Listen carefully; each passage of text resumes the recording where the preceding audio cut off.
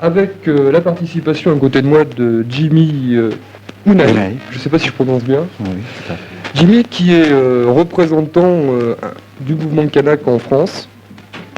Tu as Oui. peut-être des précisions à faire là-dessus. Non, pas tellement. Je voudrais dire que j'interviens à titre personnel. Surtout à titre personnel. Oui, et que la présentation du mouvement kanak, je l'ai fait de fait pendant très longtemps, mais que les choses ont évolué aujourd'hui. Alors Jimmy, si tu veux bien, ce soir, donc on va essayer un petit peu de faire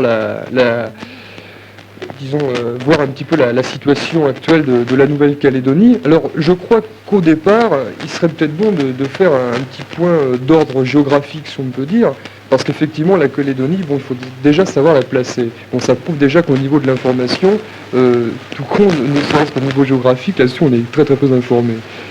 Oui, c'est vrai que la Nouvelle-Calédonie, ça ne profite pas, disons, de la publicité qui est faite autour des Antilles, autour de la Polynésie. Nous n'avons pas de vainé à exporter, et c'est peut-être ce qui fait... Il n'y a pas de club méditerranéen, si quand même. C'est disons, d'implantation récente.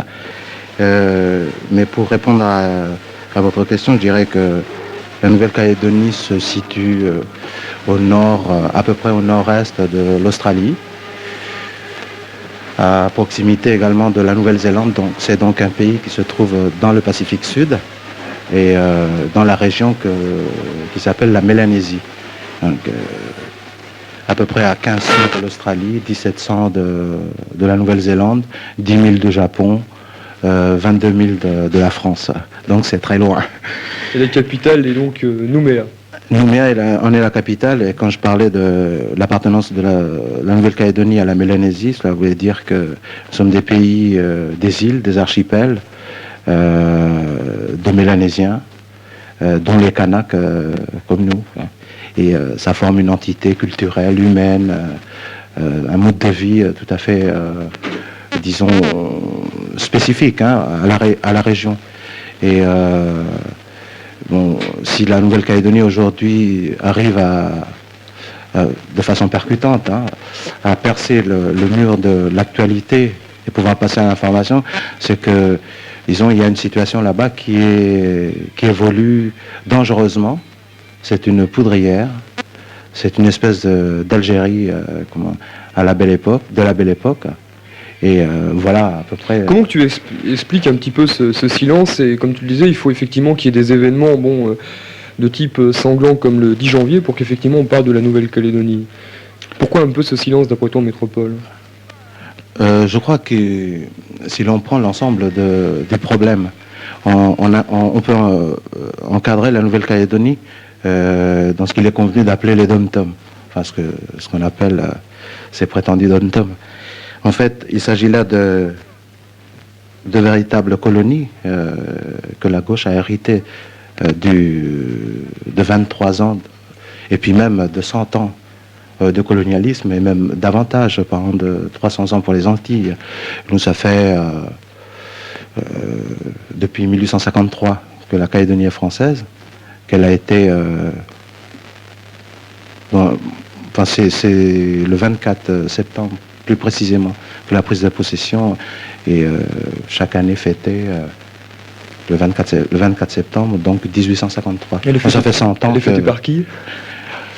Mais jusqu'à présent, elle a surtout été fêtée par les colons, par les militaires. Il y avait des défilés. Ouais. Ces 10 dernières années, nous avons souvent manifesté contre cet état de fait. Et ce qu'on a récolté à chaque fois, c'est des arrestations, des emprisonnements. Et puis jusqu'à il y a 2 ans, il y a 3 ans, plus exactement, ouais, le 24 septembre 79, les Kanaks avaient décidé de fêter le 24 septembre à leur manière.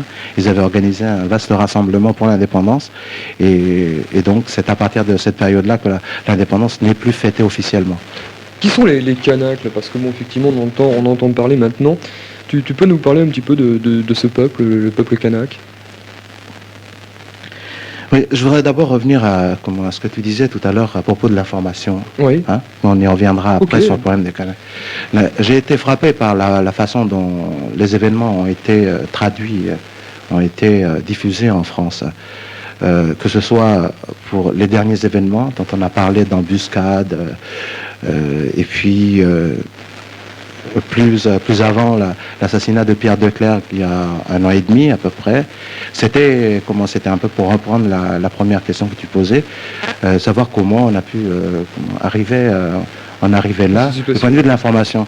Et donc, il y a toujours une façon, pour l'instant, je crois que beaucoup de gens, de ceux qui ont surtout des intérêts importants en Nouvelle-Calédonie, et de ceux qui ont aussi les responsabilités, tous ces gens n'ont pas intérêt à ce que la Nouvelle-Calédonie, le peuple kanak, puisse exprimer, puisse être reconnu, puisse avancer ses revendications, tant auprès de l'opinion française qu'auprès de l'opinion internationale.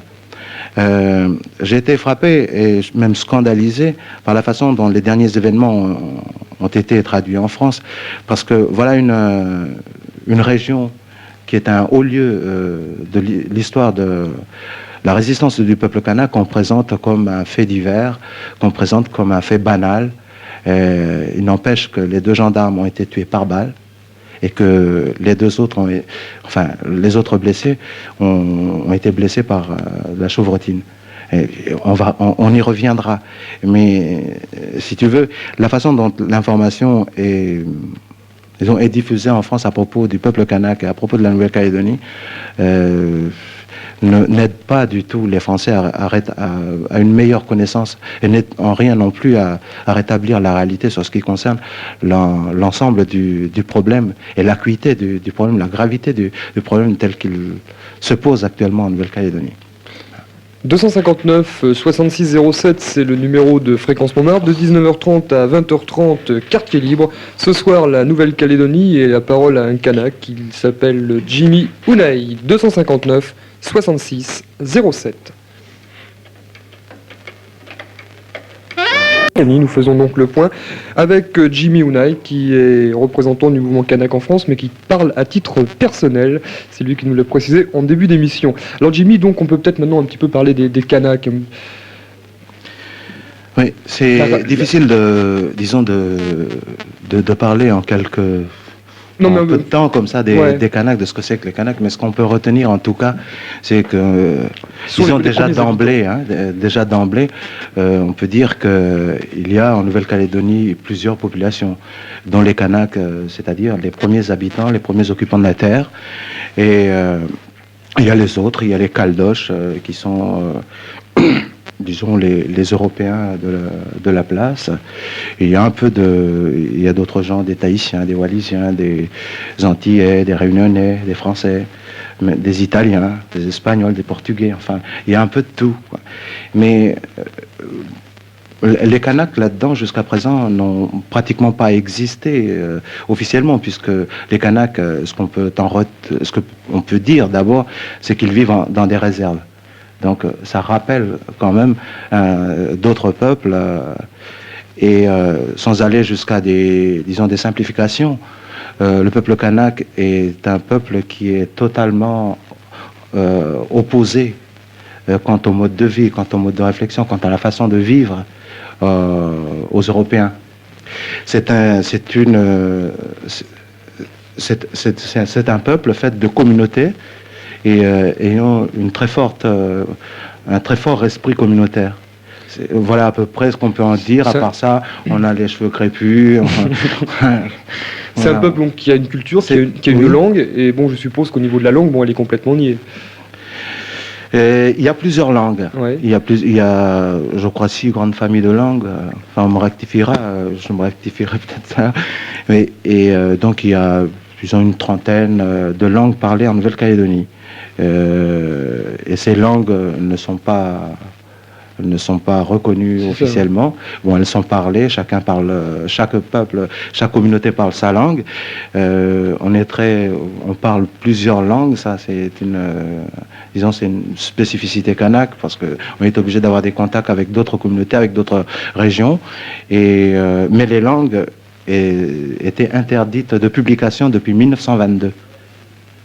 Et cette interdiction n'a toujours pas été levée. Toujours pas levée. Elle n'est toujours pas levée. C'est l'un des premiers aspects que nous avions tenu à souligner auprès de l'actuel secrétaire d'État au Dom-Tom, et qui n'a toujours pas trouvé de réponse Bon, ça, c'est un problème parmi d'autres. Mais si tu veux, on peut avancer en disant que les Kanaks donc sont là, ils sont sous domination coloniale, ils sont parqués dans des réserves, hein, ils sont minoritaires dans leur propre pays, ils sont exclus de l'emploi, du marché de l'emploi. Au niveau des administrations, il y a une ségrégation. Oui, je crois que la carrière la plus disons, la plus communément acquise par les Kanaks dans l'administration, c'est celle du planton. Donc, et maintenant, ce qu'on peut dire enfin, c'est que les Kanaks sont les premières victimes de la crise. Une crise économique et sociale, une crise économique qui sévit depuis quelques années, mais qui, ces dernières années, est particulièrement atroce. Hein. Ils sont immigrés dans leur propre pays, quoi, en fait. C'est ça, oui. Et ils représentent combien au niveau de la population en termes de pourcentage? La population, c'est à peu près entre 43, 47, 45%. Ça fait 60 000 habitants sur 130 000. Et à côté de ça, il y avait une population d'à peu près 53 000 habitants d'Européens, ce qu'on appelle les Caldoches. Ils s'appellent eux-mêmes d'ailleurs les Caldoches. C'est comme ça qu'on a fini par les appeler comme ça.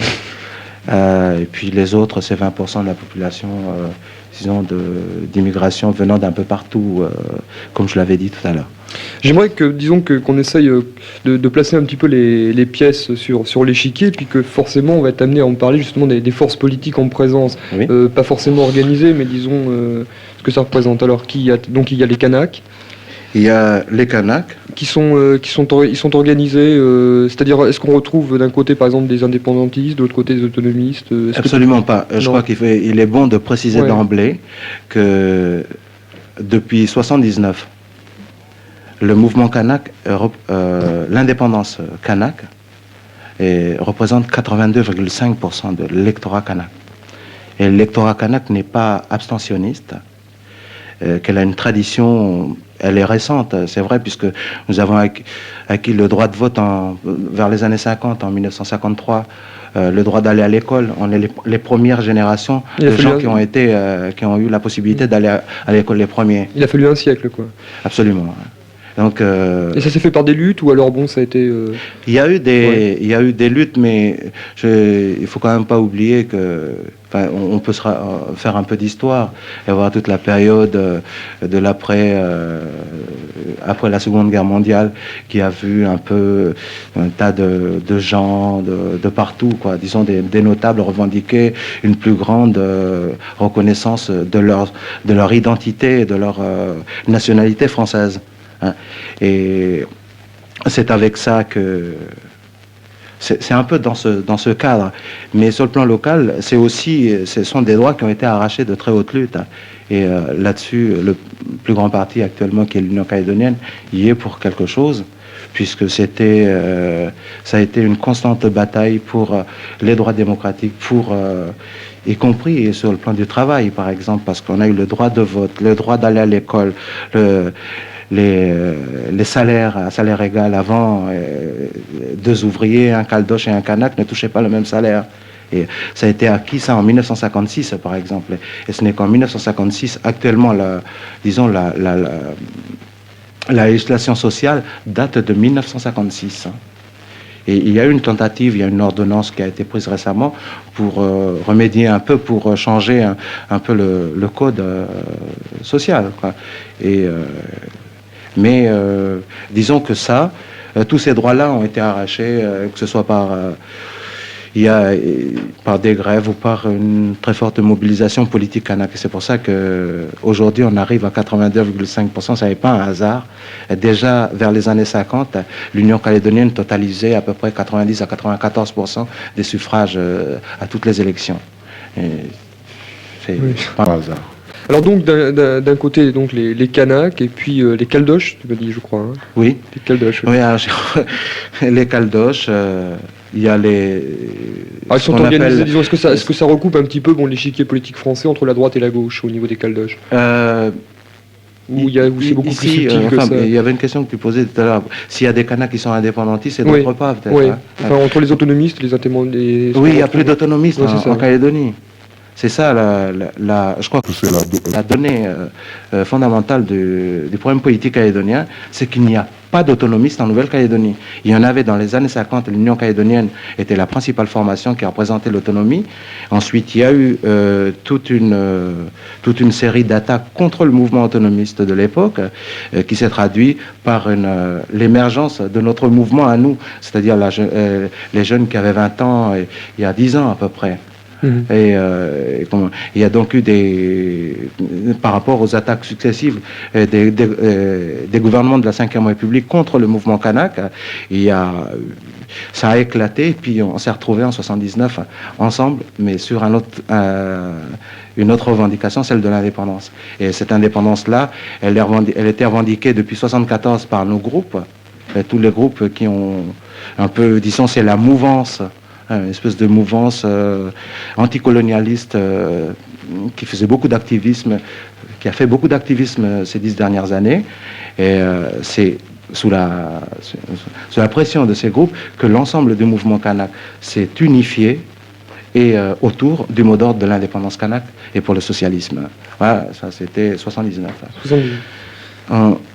À côté, on va en parler j'ai parlé des Kanaks, j'ai parlé des Caldoches. Il y a d'autres peuples du Pacifique, comme les Tahitiens, les Wallisiens. Tahitiens et Wallisiens représentent, grosso modo, 6% de l'ensemble de la population. Il y a des Antillais, il y a d'autres venant de France. Mais justement, au niveau des Caldoches, est-ce qu'on retrouve, si tu veux, la même répartition au niveau politique qu'en France, entre la droite et la gauche? Pas du tout. Non. Pas du tout. Il n'y a pas là-bas... Par exemple, je ne sais pas, est-ce que le Parti Socialiste ou le RPR sont implantés? Est-ce que ça représente il y a un Parti Socialiste local, mais un Parti Socialiste dirigé par des staliniens, et dont le Parti Socialiste français n'aurait absolument aucune raison de s'en orgueillir. Leur position, à eux, c'est quoi justement par rapport au mouvement indépendantiste, par rapport au Kanak? La position du Parti Socialiste, elle est indépendantiste. Oui. Il est indépendantiste, il fait partie du Front indépendantiste. Mais si tu veux, pour l'instant, le Parti socialiste calédonien est à la traîne du mouvement kanak. Des autres partis, l'Union calédonienne, le Front uni de libération kanak, Parti de libération kanak et pour le socialisme, c'est le KS. Enfin, il y a un tas de l'UPM, l'Union progressiste mélanésienne, et donc le Parti socialiste à côté. Enfin, ça représente vraiment pas grand-chose. Même si l'ensemble du mouvement kanak avait trouvé indispensable qu'elle fût une composante de l'ensemble du mouvement, et ceci pour éviter pour répondre à tout ce qu'on disait, la taxation de racisme qui était attribuée particulièrement au mouvement kanak. Et le mouvement anti-indépendantiste se retrouve autour de qui alors? Oui, je vais revenir un petit peu à la question que tu posais là sur est-ce que la situation politique là-bas correspond à la situation politique ici? Oui, est-ce qu'il y a des pôles de polarisation justement comme en France? Pas du tout, parce que ça serait peut-être l'exemple des Antilles, ou de la Réunion, où d'un côté, dans la droite et la gauche, là-bas, c'est la situation politique actuelle, telle qu'elle se pose, oppose deux blocs, les indépendantistes et les partisans du statu quo colonial. Les indépendantistes, c'est le mouvement kanak dans son écrasante majorité, et puis des Européens issus des milieux sociaux modestes, ayant acquis une tradition de lutte sur le plan de la lutte syndicale, venant aussi de l'Union calédonienne pour la plupart. Ils sont à l'Union calédonienne, c'est-à-dire dans le parti le plus important. Et de l'autre côté, les partis de la droite, c'est-à-dire l'ensemble, dans son écrasante majorité, les Européens. Donc on a là deux blocs. D'un côté, les partisans d'indépendance, qui sont les Kanaks et leurs amis, et de l'autre côté, les Caldoches et leurs amis. Pour le statu quo, donc.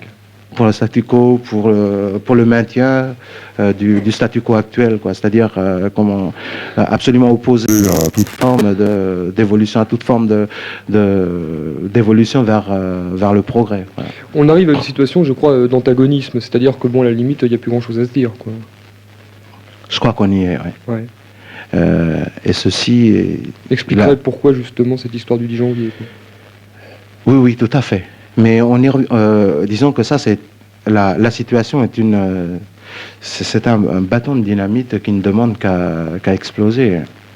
Depuis 10 ans, c'était surtout à partir du moment, et ça, je crois qu'il est important de le noter, le plan culturel, les revendications culturelles du peuple kanak. C'est que nous, lorsqu'on est parti de 69, 68-69, c'est en relation, puisqu'il y avait des étudiants qui venaient d'ici, et il y a un lien, mais il y a aussi des raisons internes, les contradictions dont je parlais tout à l'heure, au niveau du parti le plus important, hein, de l'Union calédonienne. Donc à partir de là, dès l'instant où les jeunes Kanaks arborent un foulard rouge qui plus est, et puis se baladent avec enfin ne se conforment pas, quoi, un certain anticonformisme contre le colonialisme.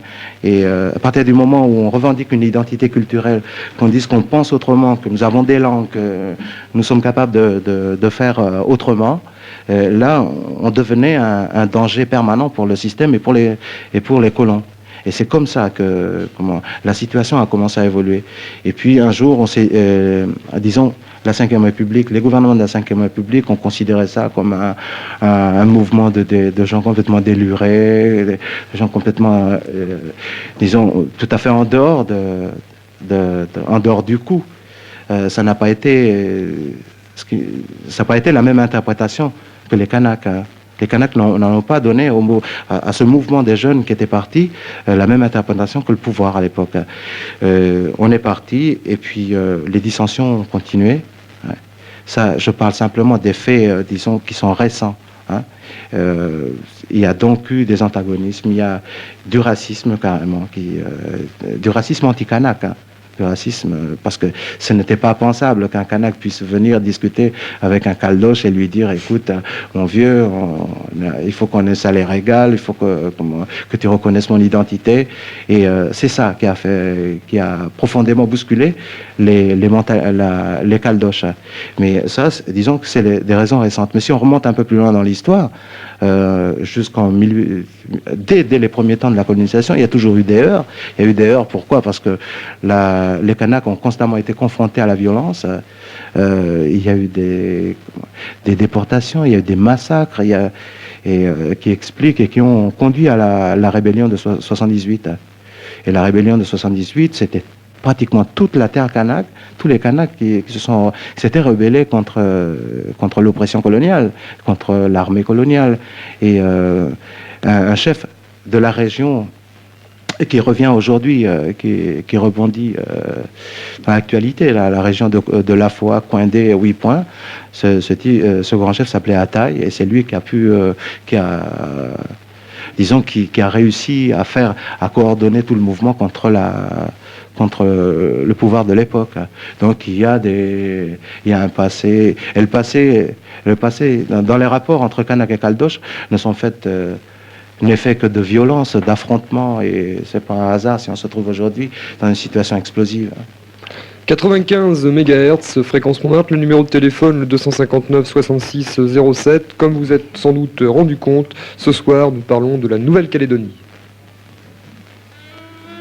Quand on dit indépendance, il y a donc identité culturelle et puis affirmation d'une volonté politique, mais il faut aussi penser à tout l'aspect économique et toutes les conséquences que ça peut apporter.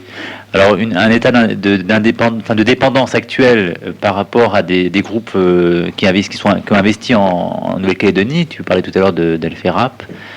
Je voudrais savoir comment vous voyez la période de transition entre cette situation qui est dominée par un groupe économique français et le chemin que vous avez à parcourir vers l'autonomie financière et économique de votre pays. Oui. Disons qu'il y a une situation actuelle que connaît notre pays, qu'ont connu d'autres pays, de tous ceux qui ont accédé à l'indépendance. Et en se référant à ces pays-là, et en voyant ce qu'il en a été par la suite, la question, effectivement, prend tout son sens, prend toute sa signification. Pour ce qui nous concerne, l'état de l'économie calédonienne actuelle, il n'est pas inutile de rappeler qu'elle est en pleine crise, hein, et que, pour l'instant, toutes les mesures qui ont été prises n'empêchent que, sur le plan international, le nickel continue de connaître une crise, et que, dans son ensemble, on a là le plus gros problème qui se pose pour nous, c'est celui d'assumer l'héritage colonial. Un de mes camarades, je regrette qu'il ne soit pas là ce soir, et c'est lui qui a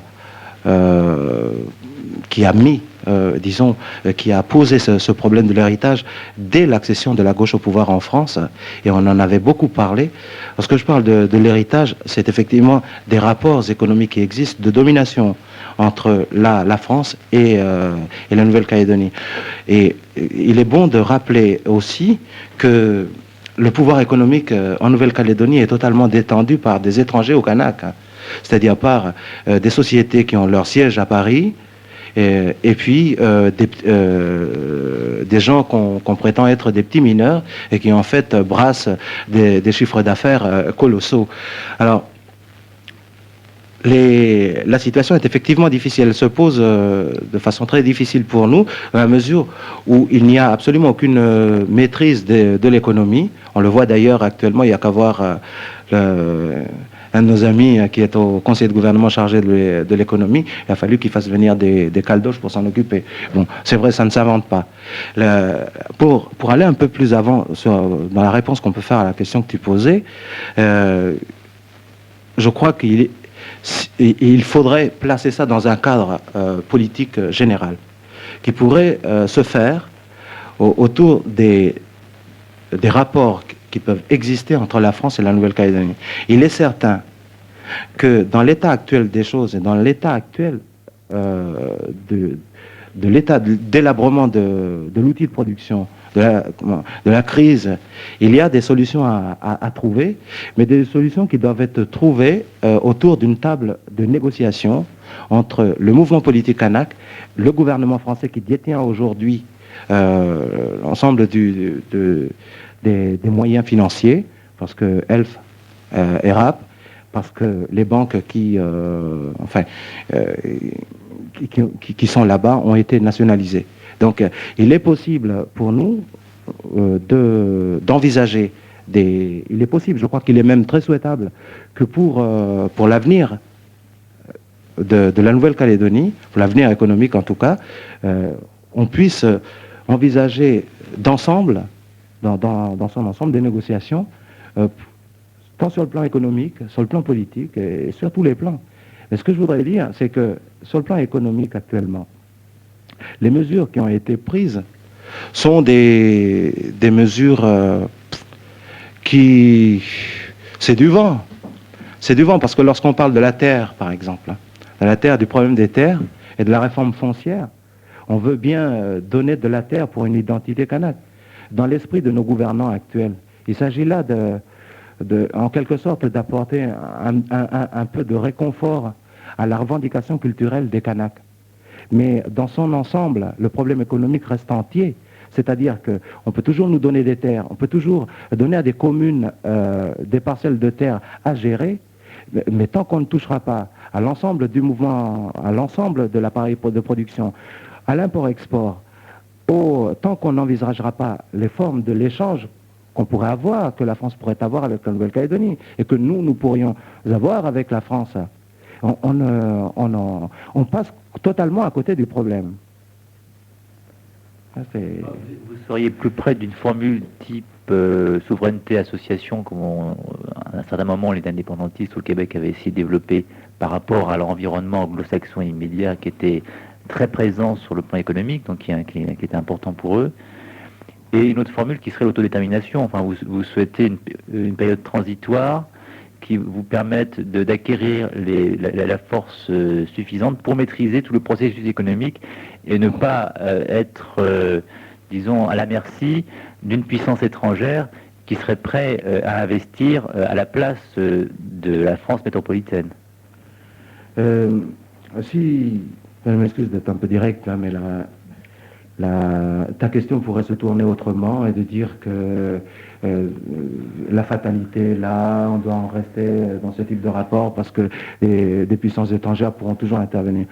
Je crois que la gauche, lorsqu'elle brandit ce genre de menaces, malheureusement reprend une certaine... des slogans qui ont été par le passé. Oui. Justement, Jimmy, tu fais souvent référence à ce que tu appelles l'ancien régime. Est-ce que le peuple kanak a espéré justement de l'élection de Mitterrand? Absolument. Oui. Les Kanaks ont voté autant pour l'indépendance que pour Mitterrand.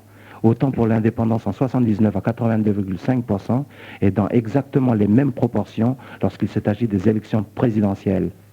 Pourquoi? Parce qu'il y a eu... cet espoir, il y a une espérance qui est née avec Mitterrand. C'est vrai que les Kanaks ont suivi l'évolution politique de M. Mitterrand depuis la 4e République, et nous le savons tous, les responsables politiques ont toujours suivi. Mais l'arrivée de la gauche au pouvoir en France a été interprétée là-bas comme un bol d'air, comme un souffle d'air nouveau qui venait, parce que la situation était, il y avait une situation de tension telle, il y avait une situation d'étouffement telle pour les Kanaks, que l'arrivée de Mitterrand était dans la mesure où les partis indépendantistes ont appelé à voter dans leur ensemble pour Mitterrand, et qu'ils ont recueilli les suffrages des Kanaks, les suffrages qu'ils recueillaient pour leurs propres revendications jusque-là, c'est certain que Mitterrand a été pour nous un espoir. Et lorsque je dis que pour l'ensemble du mouvement kanak, il a été un espoir, c'est qu'il ouvrait surtout des perspectives nouvelles de pouvoir reconsidérer le problème calédonien. Et on en revient à la question que tu posais tout à l'heure. Comment envisager la souveraineté du peuple kanak sur son pays? Comment en même temps lui donner les moyens de maîtriser son économie? Comment en même temps lui donner les moyens de pouvoir s'affirmer sans que pour autant il y ait d'entraves pour l'expression et pour l'expression des autres cultures, des autres gens. Et je crois que ça c'est quand même nouveau dans tous les faits, dans toutes les situations coloniales que nous avons connues jusqu'à présent. Et la situation calédonienne est quand même assez explicite là-dessus. C'est que à aucun moment, aucun parti, ni aucune formation politique n'a dit qu'il fallait envoyer tout le monde à la mer. Les gens qui n'étaient pas Kanak. Ce qui me semble être essentiel dans les revendications du peuple kanak, c'est qu'on lui reconnaisse son identité, qu'on lui donne sa souveraineté politique, qu'on lui donne les moyens de pouvoir maîtriser son économie, de pouvoir envisager son propre développement. Et là, on peut retrouver pratiquement toute la problématique qu'on rencontre dans tous les pays du tiers-monde. Il y a deux choix, il y a que deux choix, ou bien on donne à un pays les moyens de sa propre survivance, de sa propre subsistance, ou bien on continue à maintenir un état de dépendance. Et cela, la plupart du temps, on invoque des critères militaires en fait, je crois qu'on est là dans un lac anglo-saxon, et ça c'est un fait. Hein. Sur le plan géopolitique, il est un fait, et le mouvement kanak dans son ensemble a conscience de cette donnée-là. Mais il a conscience aussi qu'il appartient à une communauté humaine, à un ensemble de peuples dont je parlais tout à l'heure, c'est-à-dire à l'ensemble de la Mélanésie, qui, si elles sont organisées, aurait largement les moyens de pouvoir subvenir à ces besoins, d'autant plus que nous n'avons pas les besoins qu'ont les travailleurs des pays développés. Quel rapport actuellement entretiennent les indépendantistes avec le gouvernement français? Eh bien, disons qu'il y a des rapports de bon voisinage. Oui.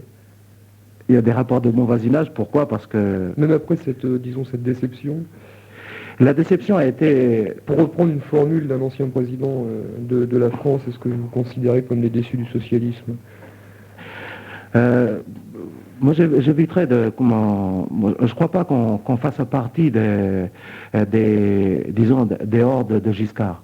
Parce que Giscard, c'est quand même quelque chose d'assez précis. Giscard, ça a été la répression chez nous.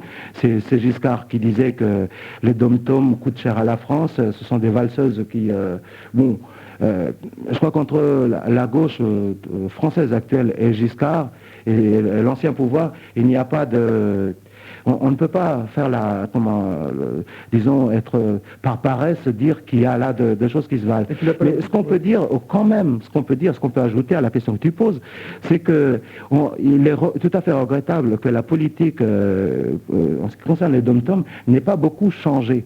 Alors, si on prend un exemple, actuellement, on parle des prisons, de la façon dont les détenus s'organisent et tout ça, parce qu'ils attendent que les lois votées par la chancellerie, par la chancellerie soient appliquées. Nous, on est un peu dans la même attente. On est un peu dans la même attente, et lorsque des réformes comme les ordonnances qui ont été prises il y a un an, aujourd'hui, c'est des réformes de structure, comme ça, qui ne s'attaquent pas au fond du problème tel que je le posais tout à l'heure sur le plan économique, notamment, c'est-à-dire que les réformes sur le plan économique veulent dire ceci, occupez-vous, laissez-les gérer leur misère, et nous on s'occupera de l'économie, de l'import-export, du commerce et de tout le reste.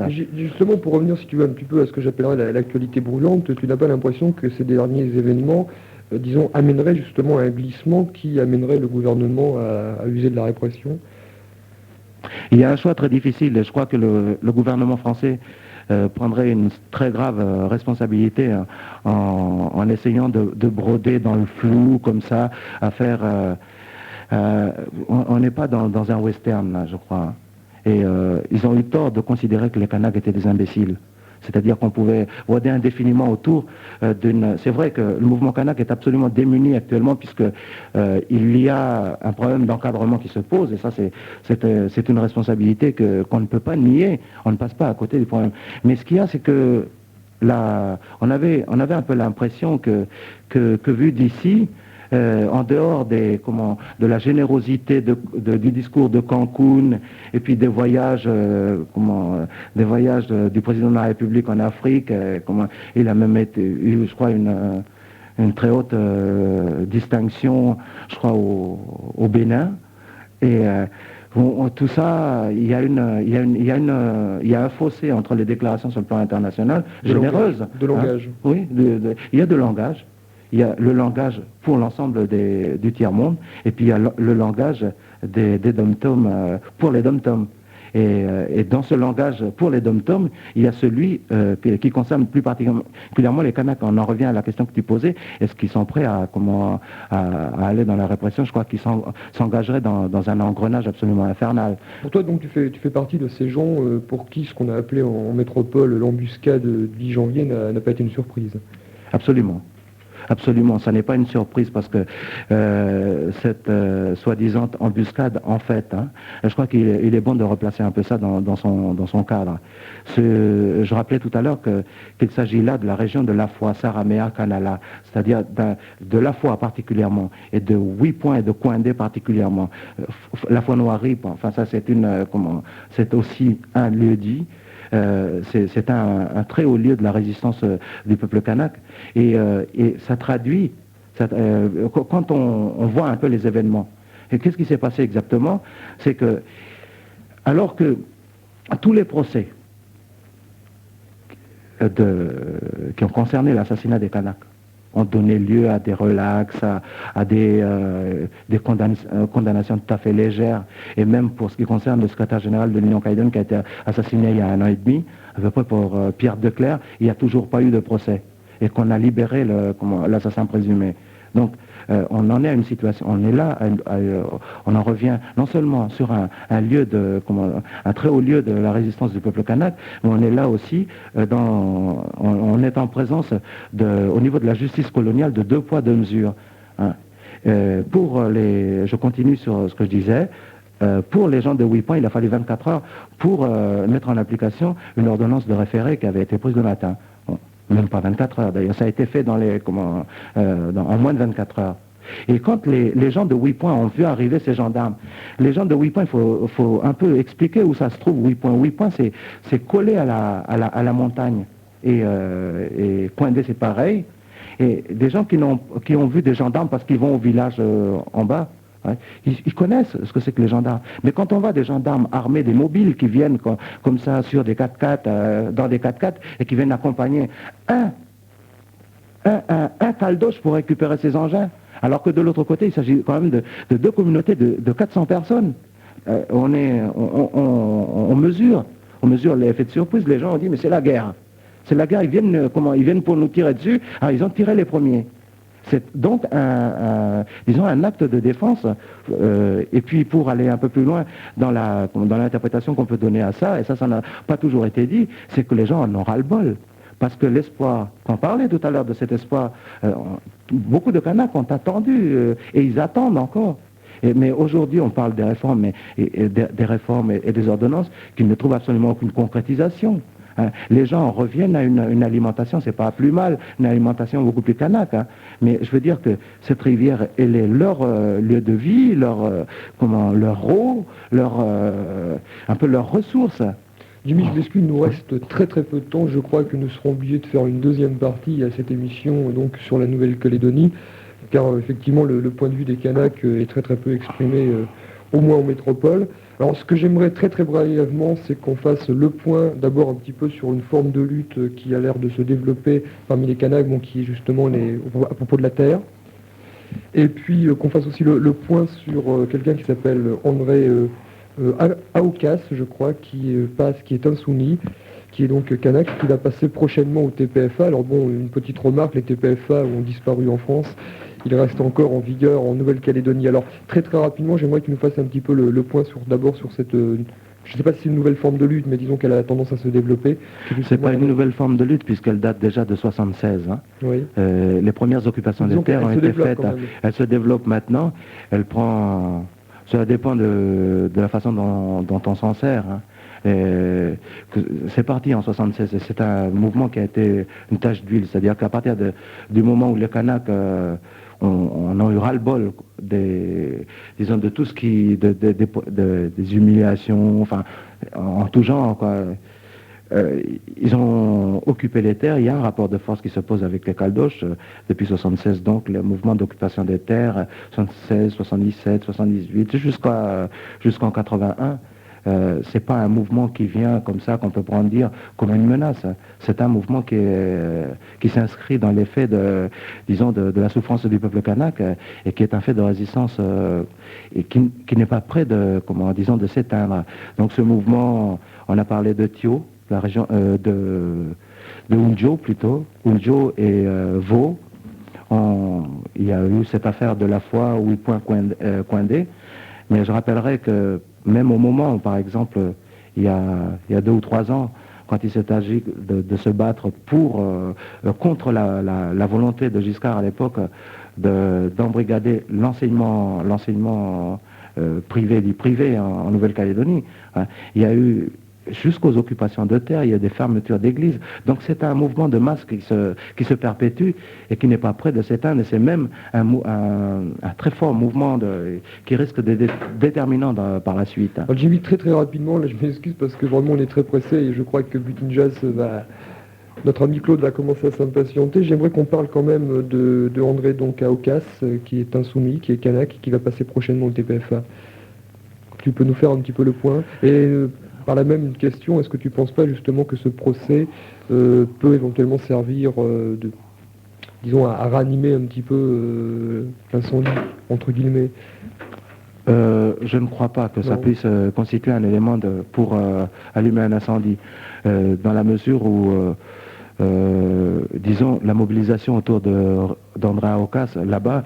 Ce qu'il faut dire, je crois, disons que sa défense, c'est qu'il n'a pas du tout à rentrer dans une armée coloniale et tout ça. Donc, oui, c'est ça, mais les TPFA n'ont pas été abolis chez nous, oui. Donc c'est un procès qui vaut tout à fait, c'est un procès politique. Reste maintenant à savoir si l'ensemble du mouvement kanak va se mobiliser autour de ça. Je crois qu'il y a un problème qui est aujourd'hui d'actualité, c'est le problème de 8 points et de Coindé.